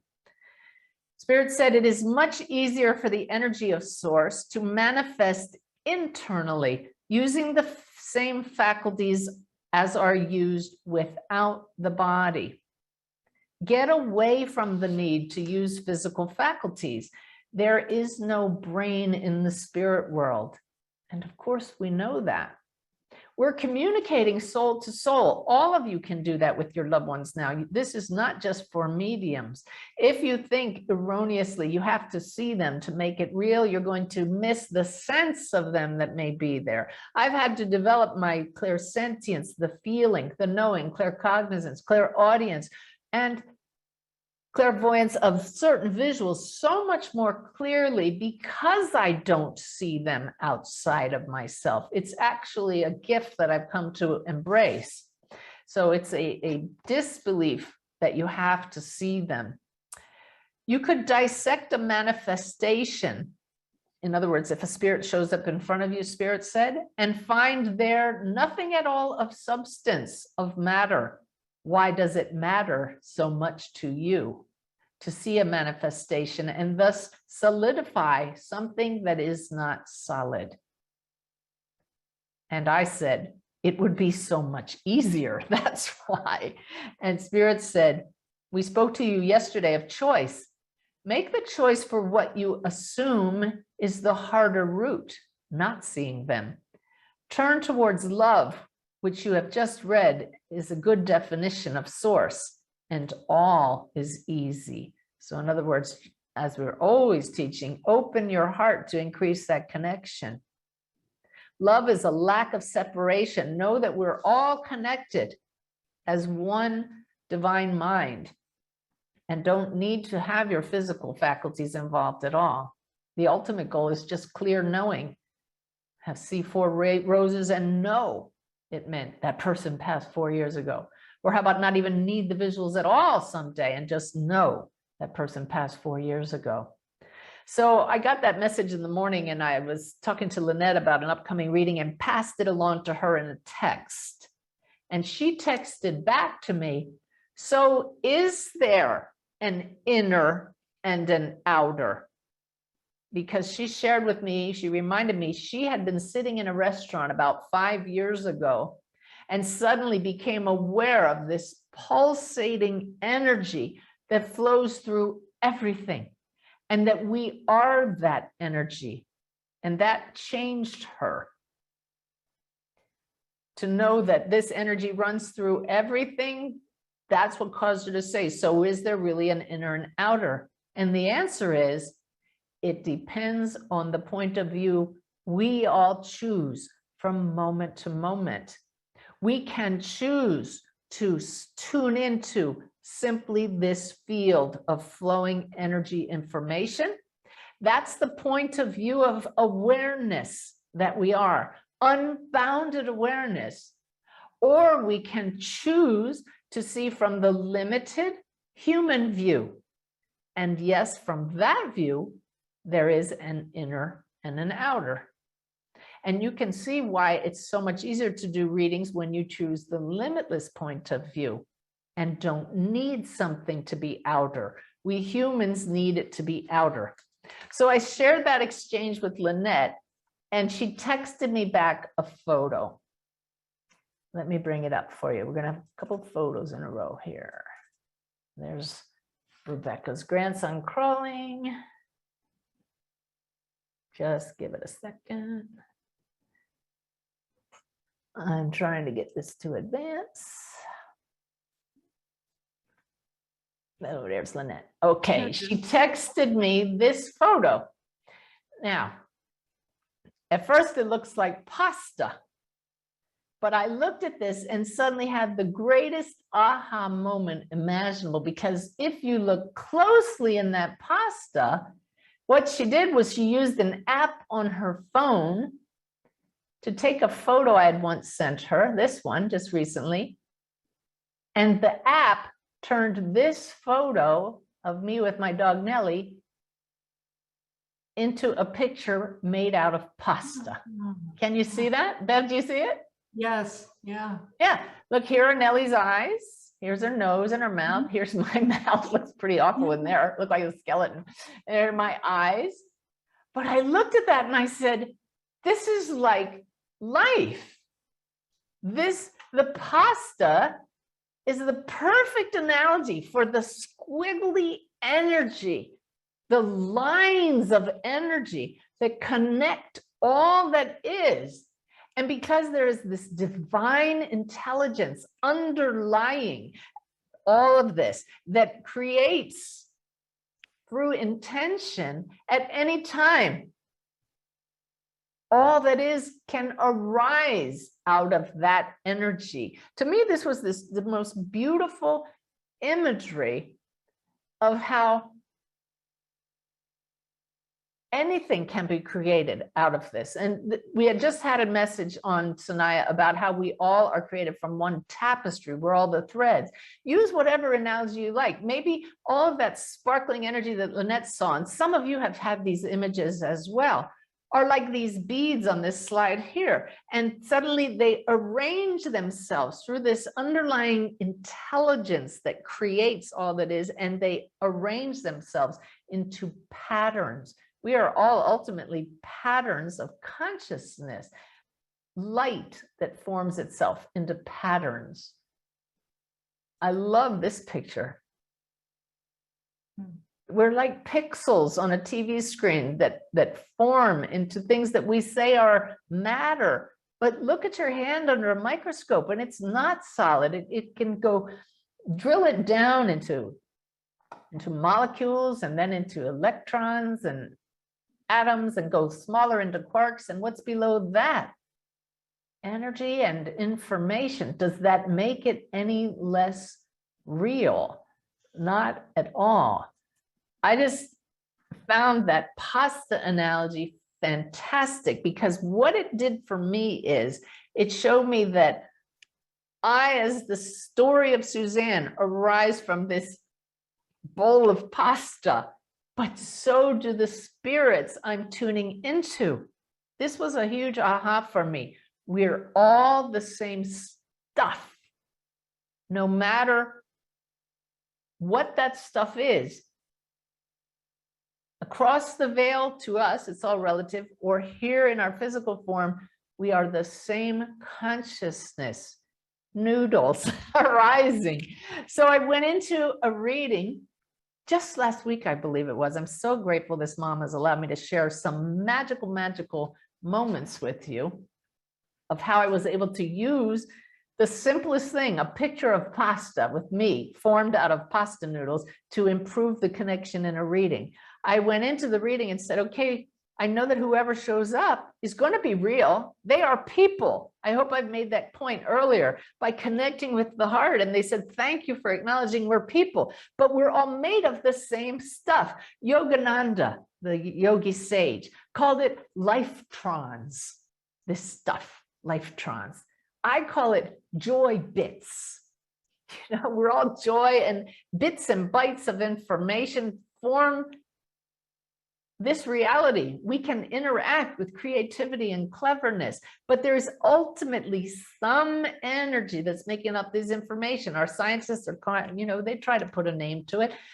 To me, this is not very scientific, but the name doesn't matter. How can I harness that awareness that we are all the same stuff? How can I use it to have a clearer connection with loved ones across the veil?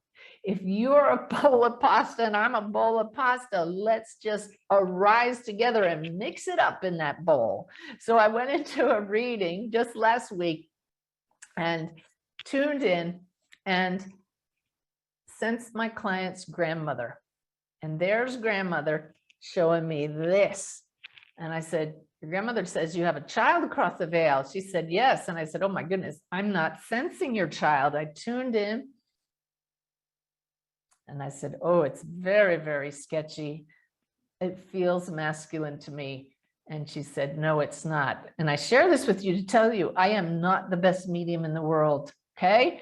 I share the highlights all the time, but we get things wrong. And that's a biggie to get wrong, male versus female. If you can't sense that, then you're wrong and you don't have a good connection. So what do? Well, I reminded myself, okay, we're all pasta here. I try to keep it light instead of saying, oh my God, I have to get this right. And then I said, this is the connecting at the heart with a person. I know you're here. Your great grandmother showed me you're here. I'd really like to represent you. I need to feel you. So let's merge a little closer. And I wait. You can't try. I look, I listen, I feel. And I said, your daughter just showed me she used to suck on her long hair. Whoa, that's unique. And Mom said, yes, she did. And I said, oh, that's cool. But now I need to feel you. And she just, I don't know what she did, but my love certainly must have helped. I could feel her personality.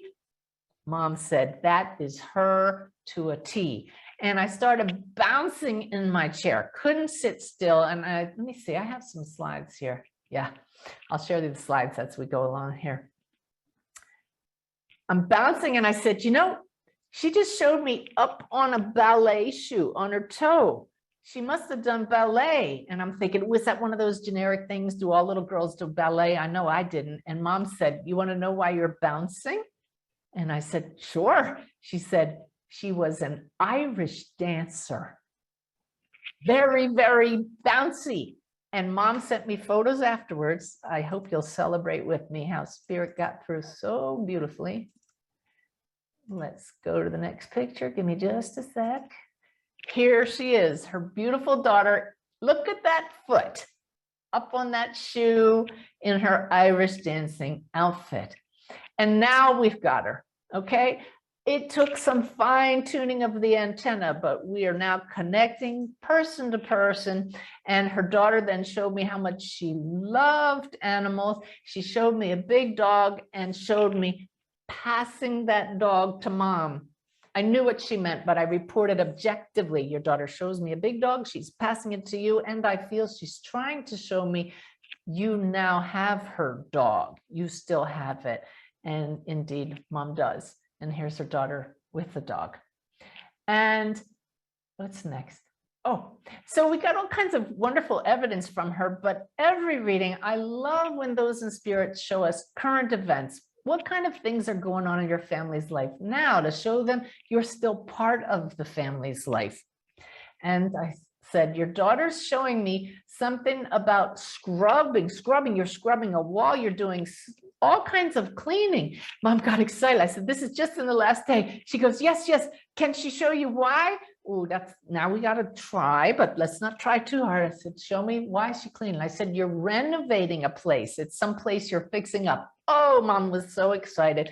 They just got a cabin and their daughter's nickname was Odie, and they had just put her name up in the cabin. They were cleaning it, scrubbing it. And I said, you see what that means? Your daughter is very much aware that you have that cabin. She's around you as you're getting it ready.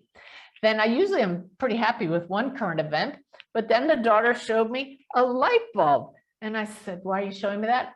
She says her dad just changed a light bulb. And Mom thinks a second. She says, my gosh, yes, he did. I said, okay, well, even the most mundane thing. So you can see I wrote on this slide, that's two. I thought that was it. And then her daughter said to me, perfect trifecta. Here's a big plate of pasta for you. Double meaning. And she held out a big bowl of pasta. Now I had just had all this noodle pasta teaching. But when she said double meaning, I knew the daughter was showing me your technique and the teaching about noodles is very accurate. We all arise from the same stuff. Call it lifetrons, call it joy bits, call it whatever you want. Mom looks at me and said, I had a big bowl of pasta for lunch. we were both just laughing and celebrating. So readings don't have to be real heavy. We're talking about tough subjects. A beautiful daughter across the veil. She showed me how she passed with a huge palpitation of my heart, physical symptoms in my chest. She passed from an aortic aneurysm in her early 30s. Just very suddenly one morning, everybody thought she was perfectly healthy. She brought up that frequency in my own energy field that produced what felt like an actual symptom in me. But these kinds of current events and cleverness to weave together a lesson I'm sharing with you now about the noodles to show us we really are all made of the same stuff. Love. Yogananda may call it lifetrons. How about lovetrons? I want to call it that. But it arises and forms patterns that make up you and me and all that is. And the biggest wow in that reading for me is she showed me I have two other brothers and sisters, but I was the chieftain of the tribe.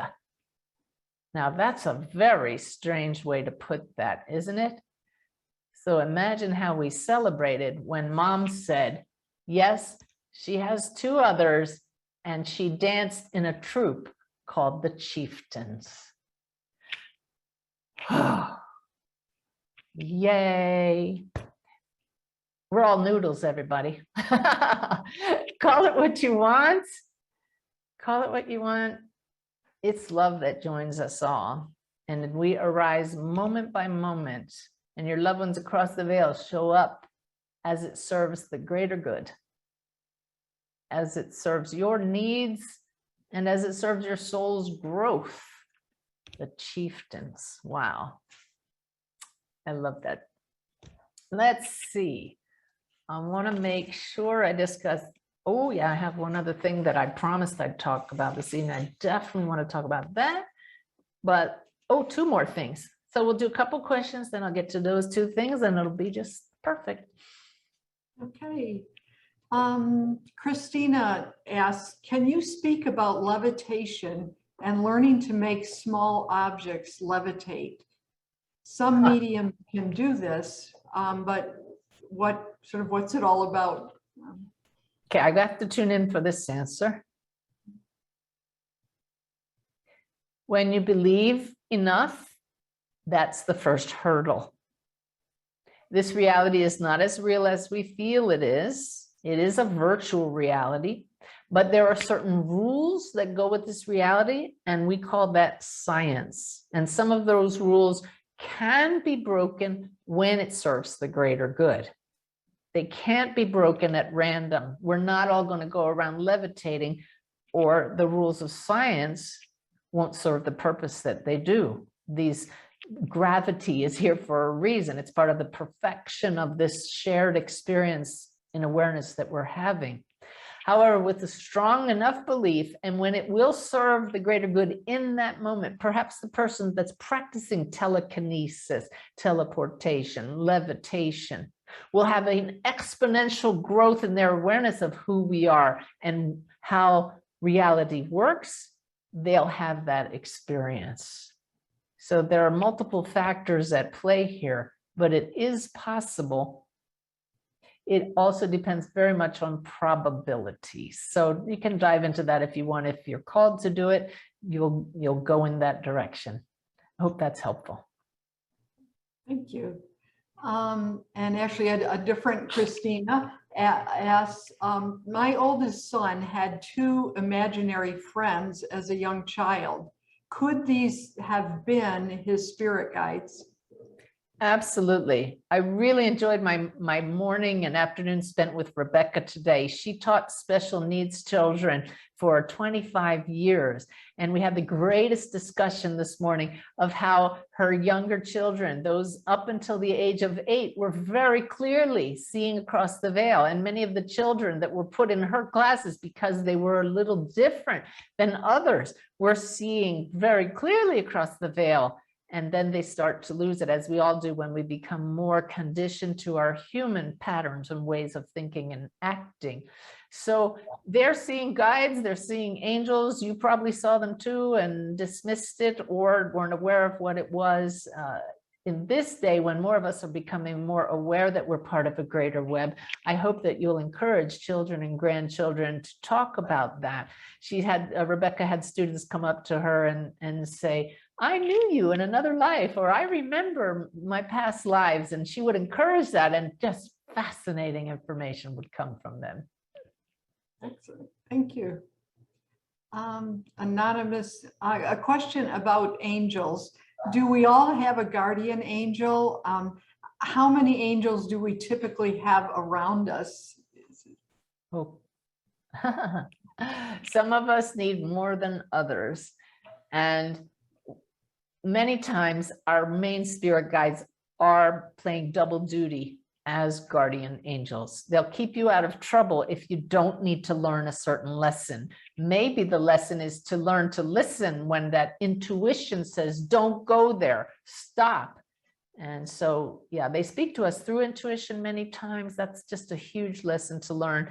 But some people who are more accident prone may have a specifically assigned, like a lifeguard, I'm being shown, guardian angel. Let me go on, Bev, as we're wrapping this up, coming down to 2 hours. So quickly it went. I promised you that I would share with you a story, not that came up, but it points to how do we handle situations when we're at odds politically with others in our sphere, or at odds in some other way. I use the political example because certainly here in the United States, we have a lot of polarization. Even in my own family, it's caused challenges. And I know many of us can relate to that. More so than at any other time in our lives, this polarization is happening. Well, next week on my Messages of Hope radio show, not this Thursday, next week, I'm going to be interviewing Eldana Edwards, an unusual guest to have on my show. She's an author of a novel that I read, and it so described the spirit world and the connection of a young girl across the veil that I just had to talk to her on the air. I loved the book. I hope you'll tune in. But Eldana also wrote a book about her experience donating one of her kidneys to a stranger. We're not going to be talking so much about that in the radio show, but she described in her book her motivation for donating a kidney. She simply wanted to serve. She figured, I have two. Somebody is going to die if they don't get one. Her soul was telling her to do this. She's not saying that everybody understands what she did. In fact, a lot of family members and friends couldn't understand how she could do that. But she just knew it was something she had to do. And she at first befriended someone she thought was going to be the recipient, but it turned out they weren't a match. So she went through a different process for finding a donor for her kidney. Now, you know, when you donate an organ, they don't tell you who the recipient is. It has to come about somehow afterwards if you're going to find out at all. And she said, oh my gosh, just don't let the recipient be of a different political party, because she leaned one way and she thought, whatever happens, don't let this person be like that on the other side of the spectrum. So I'm going to read this because I don't want to miss it. It was just so fantastic. She received a communication from the donor out of the blue. She looked him up. He's already has her kidney. She has saved his life. Okay. She looked him up on Facebook and was mortified to find out that she and the recipient were at far opposite ends of the political spectrum. You can just imagine that moment. And I want to read you a quote from the book because it's just I get goosebumps even before I read it. I'm going to call him Mike here. Mike and I couldn't be more politically diverse. I could almost see the gods rolling on their backs, their feet kicking in the air, gasping for breath between howls of laughter at first. I admit it, I was a little stunned. But after seeing pictures of his wife and family, reading comments from friends cheering him on and wishing him well, many offering blessings to me, his unknown donor, the initial feelings of disappointment simply dissipated. What became clear was that Just like me, Mike has a family and friends who love him. Our differences in politics, our values don't need to separate us. In fact, this diversity is exactly what unites us as unique individuals. We're each of us just people trying to survive and do our best in this life. Wow. That's the daily way in summation, isn't it? That's Spirit's message in summation. We are both human with our unique differences, and we are fully always already whole as all of this. Cells in one body, one big bowl of pasta. It doesn't mean we have to agree with others. It doesn't mean we suddenly have to say kumbaya and love what they believe in. But it's that ability to shift focus, to find a commonality and realize we all die eventually. We all die the same way. We're all born. There are certain things we all share, and ultimately we'll all return back to the bowl of pasta and then arise as needed as it serves the greater good. That's life. What a beautiful lesson. Bev and Lynette and I talk a lot when we get wrapped up in the drama of human world. All it takes is a shift in focus to sit on the balcony as the souls we are and say, pass the popcorn. Ooh, this one's going to hurt if they choose that way or that way. That kind of perspective, saying, isn't that interesting? Knowing you control your point of view at any time is so empowering. You are not stuck in the drama. The drama is a state of consciousness. Okay. Wow, I had one other story I was going to talk about, our thinking and how it keeps us stuck. Yeah, okay, the guide said go ahead and share it because I did promise I would share it. Ty and I were hiking in Livingston, Montana about 2 weeks ago. We were about to cross a stream on logs. I suddenly froze. Ty crossed the logs just fine, but I remembered last year when we crossed some logs, I got halfway across, I froze out of fear. What if I fall? And because I froze, I fell. I slipped and it was ugly and I cried, mostly out of frustration and fear, and that I had let that overcome me. So here I am tensing up in front of this obstacle again. And I asked, and this is what I'm going to end with this evening, to remind all of you, you're not alone. And I said to the guides, what do I do?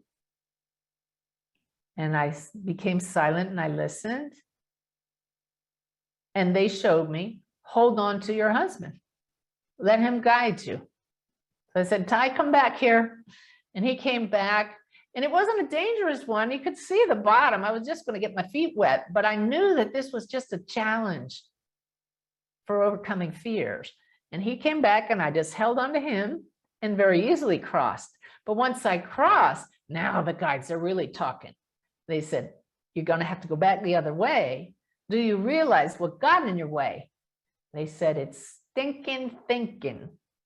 And I think I heard that term from Alcoholics Anonymous. I'm not a member, but I'd heard it before from some who are. And they're right. Our fears are our greatest impediment. They cause us to freeze. And so the guides showed me, you've spent years practicing focus, practicing presence. When you come back, you will successfully cross that if you just focus on something else and just walk right across. And I actually looked forward then and worked on that focus for the rest of that hike, thinking this is not mind over matter. This is focus and trust that it's our thinking that causes us to freeze. So we got back and I stood at the beginning of those logs and I said, what do you want me to focus on? Notice the conversation you can have with your guides. And they said, do you hear the waterfall? It was off to the side. And I said, yes. They said, just focus on that. And so I just focused on that. knowing it was only my thinking that caused me to freeze, and walked across it with joy. With joy. So I hope you'll all remember that our thoughts don't control us. We may not be able to control our thoughts, but we can learn to focus. This is very important for those of you who do readings as mediumship. Don't sit there and say, oh my God, I could fail. Learn to notice your thoughts in any endeavor that you're involved in. Be aware of what's here, not what happened in the past, not what could happen in the future. And know that you have guides who will help you, who will let you hold on to them as you walk through life. Will give you insights and answers and guidance in the moment. They love you so much. They're just waiting for you to ask them for guidance, for assistance, and to learn to navigate this life with ease. I hope I've been able to do that for you this evening a little bit. I love sharing this time with you. I want to thank Lynette and Bev for being with us throughout this time this evening. Another big happy birthday to Bev. Would you guys both say something so everybody gets to say goodbye to you? Okay. Great being here. It was great being here. And I'm going to say happy birthday to Bev. Yay! One more time. Yay! Yay! Okay, everybody, I love you all so much. Thank you for joining me. And I thank Spirit for guiding all of us. Let's just take a moment and breathe into our hearts, just to ease out of this connection and take this beautiful energy back with us out into the world. Good night. Hope to see you back here next month.